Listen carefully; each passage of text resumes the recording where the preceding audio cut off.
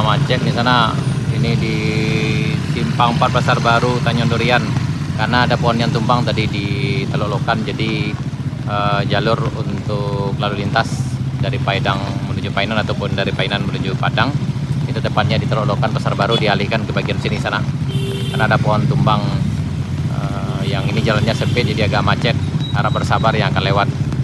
Ini sore ini sekitar jam 17:50 hari Minggu tanggal 28 September 2025. Ini ke arah Sania, ke Painan, itu ke arah Bayang, dan itu ke arah Tarusannya sana, dan ke bagian sini ke arah Pasar Barunya nih.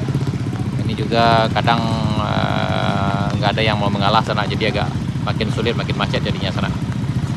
Harap bersabar.